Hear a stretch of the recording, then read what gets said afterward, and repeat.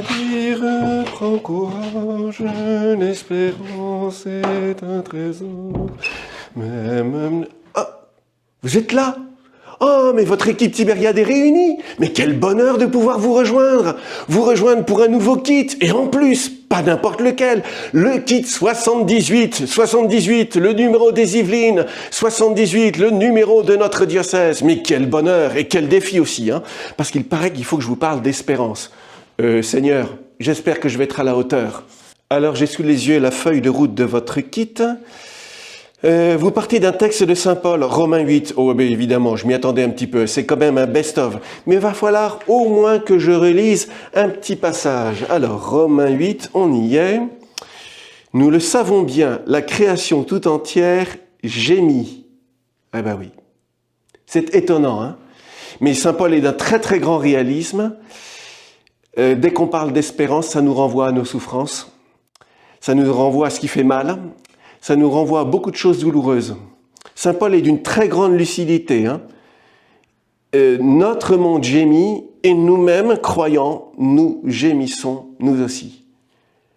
Mais alors, il y a un truc de dingue quand même.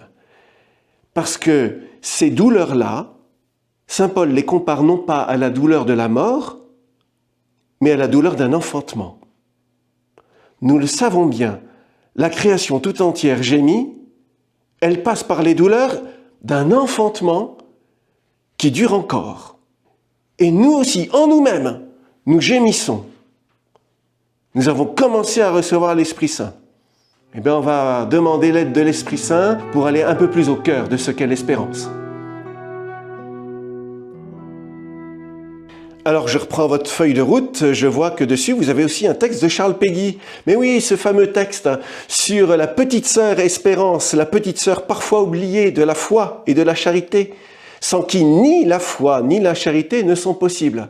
Donc, c'est la plus petite, mais la plus indispensable. Tiens, intéressant.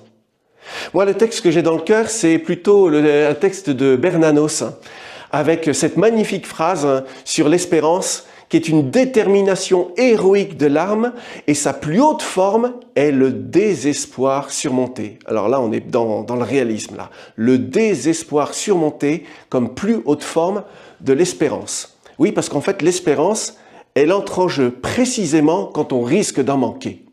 Elle devient une vertu d'autant plus indispensable qu'elle est plus difficile à mettre en œuvre. Elle nous fait d'autant plus de bien que ça devient risqué. Alors j'ai aussi une autre phrase dans le cœur, c'est une phrase du pape Benoît XVI au début de son encyclique sur l'espérance, Spe Salvi. Et cette phrase, elle est reprise dans le document que je tiens entre les mains, la portée une parole d'espérance en Yvelines, une lettre que notre évêque a adressée à tous les catholiques des Yvelines pour préparer le jubilé de l'espérance en 2025. Et notre évêque cite donc Benoît XVI et cette phrase, « Celui qui a l'espérance vit différemment, une vie nouvelle lui a déjà été donnée. » Celui qui a l'espérance vit différemment, une vie nouvelle lui a déjà été donnée. Ça ouvre des perspectives.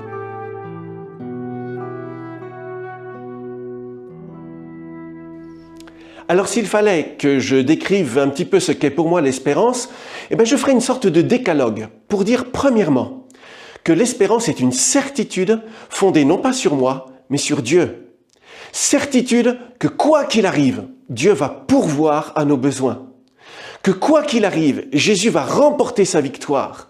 Que quoi qu'il arrive, l'Esprit Saint est déjà à l'œuvre. Une certitude fondée sur la Trinité. Deuxième point.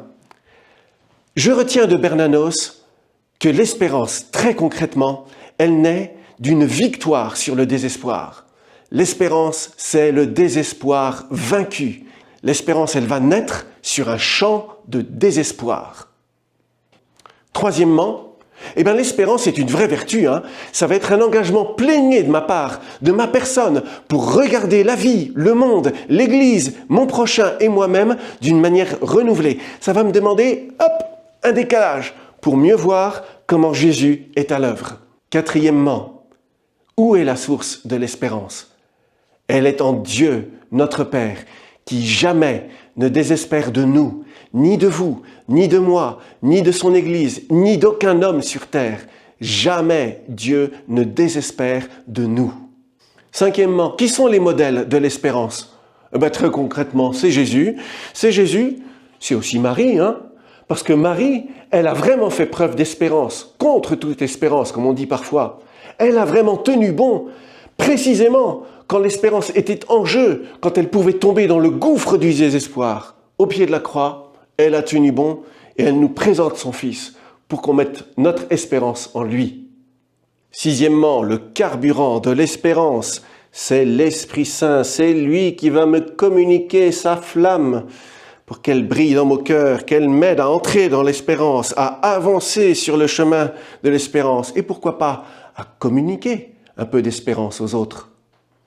Alors tout ça, ça veut dire que l'espérance a sa source en Dieu, son modèle en Jésus-Christ, son carburant dans l'Esprit Saint.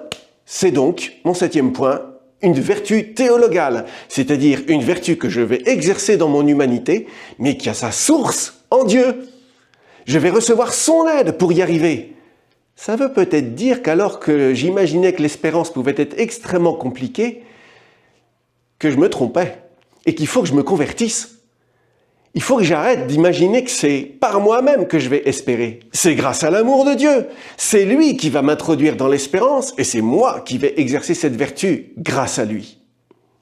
Ah, cette belle représentation du lavement des pieds va me permettre d'aborder le 8e point de mon décalogue. Parce que la pratique de l'espérance, c'est le service du prochain. Oui, je suis sûr que vous en avez déjà fait l'expérience. Espérer pour soi-même, c'est parfois très compliqué. Mais espérer pour plus petit que soi, pour ses enfants, pour une personne malade dont on s'occupe, pour quelqu'un qu'on va visiter, c'est beaucoup plus facile que d'espérer pour soi. L'espérance, elle a quelque chose de profondément altruiste. C'est pour ça que Dieu espère en nous. Cette belle médaille, c'est pas du toc. Elle va me permettre de parler du 9e point de mon décalogue, parce que l'espérance, elle passe par les petites victoires. Non, pas celle-là. Celle-là, celle de la médaille miraculeuse, la toute petite médaille que chaque jour on remporte sur nous-mêmes, ce qui nous apprend à ne jamais désespérer de nous. Le 10e et dernier point de ce décalogue va me faire reprendre le lien entre l'espérance, la foi et la charité. Parce que concrètement, dans la vie, chaque fois que j'accomplis un acte de charité, je fais un pas en avant, vers Dieu et vers mon prochain. Un pas en avant. La foi, elle va m'éclairer sur ce chemin-là pour éviter que je sois dans l'obscurité, dans le brouillard, dans le doute. Et que va faire l'espérance alors? Elle va donner à ma foi et à ma charité une direction pour que je n'aille pas nulle part, mais en direction du vrai bonheur qui réside en Dieu et qui va me faire trouver sur mon chemin énormément de frères. Alors, puissiez-vous bien conjuguer ce petit décalogue de l'espérance et qu'il vous aide à entrer dans le grand jubilé pèlerin d'espérance.